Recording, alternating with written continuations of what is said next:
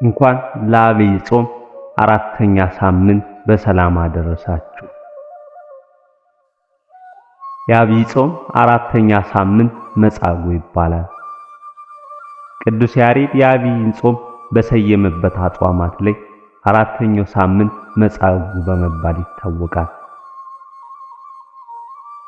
መጻጉዕ ማለት ትርጓሜው ጎባጣ ማለት ነው። መጻጉዕ የስያሜው ዋና ታሪክ በኢየሩሳሌም በበጎች በር አጠገብ በዕብራይስጥ ቤተሳይዳ በምትባልና 5 መመላለሻ በነበረባት አንዲት መጠመቂያ ስፍራ ከ38 ዓመት ጀምሮ ስለታመመ አንድ ሰው የሚተርክ ታሪክ ነው። ጌታ ወደዚህ ስፍራ የመጣው በሰንበት ቀን ነው።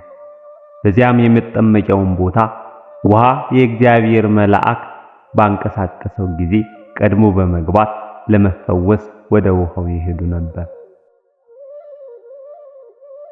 ታሪኩ በዮሐንስ ወንጌል ምዕራፍ 5 ከቁጥር 1 እስከ 15 ላይ እንዲህ ይነበባል።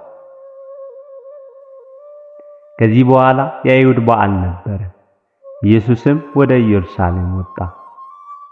በኢየሩሳሌምም በበጎች በር አጠገብ በዕብራይስጥ ቤተሳይዳ የምትባል አንዲት መጠመቂያ ነበረች። 5 መመላለሻ ነበረባት። በእነዚህ ውስጥ የውሃውን መንቀሳቀስ እየጠበቁ በሽተኞችና ዕውሮች፣ አንካሶችም ሰውነታቸውም የሰለለ ብዙ ሕዝብ ይተኙ ነበር። አንዳንድ ጊዜ የጌታ መልአክ ወደ መጠመቂያይቱ ወርዶ ውሃውን ያናውጥ ነበርና እንግዲህ ከውሃው መናወጥ በኋላ በመጀመሪያ የገባ ከማናቸውም ካለበት ደዌ ጤናማ ይሆን ነበር። ከዚያም ከ38 ዓመት ጀምሮ የታመመ አንድ ሰው ነበረ። ኢየሱስ ክርስቶስ ይህን ሰው ተኝቶ ባየ ጊዜ እስካሁን ብዙ ዘመን እንዲሁ እንደነበር አውቆ ልትድን ትወዳለህን? አለ። ድውዩ ጌታ ሆይ ውሃውን በተናወጠ ጊዜ በመጠመቂያይቱ ውስጥ የሚያኖረኝ ሰው የለም፣ ነገር ግን እኔ ስመጣ ሳለሁ ሌላው ቀድሞኝ ይወርዳል ብሎ መለሰለት። ጌታችን መድኃኒታችን ኢየሱስ ክርስቶስን ተነሳና አልጋህን ተሸክመህ ሂድ አለ። ወዲያውም ሰውየው ዳነ፣ አልጋውንም ተሸክሞ ሄደ። ያም ቀን ሰንበት ነበር። ስለዚህ አይሁድ የፈወሰውን ሰው ሰንበት ነው፣ አልጋህን ልትሸከም አትፈቅድለትም አሉ። እርሱ ግን ያዳነኛ ሰው አልጋህን ተሸክመህ ሂድ አለኝ ብሎ መለሰላቸው። እርሱም አልጋህን ተሸክመህ ሂድ ያለ ሰው ማን ነው ብለው ጠየቁት።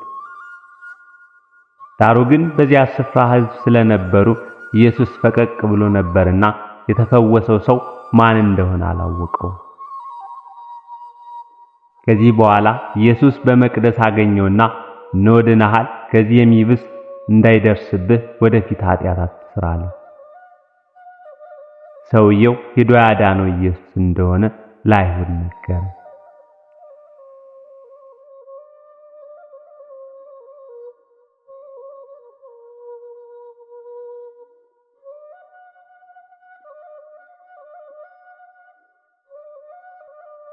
ጌታችን መድኃኒታችን ኢየሱስ ክርስቶስ መጻጉዕን እንደፈወሰው እኛንም ከደዌያችን ከኃጢአታችን ሁላችንም ይፈውሰን ለዘላለሙ አሜን።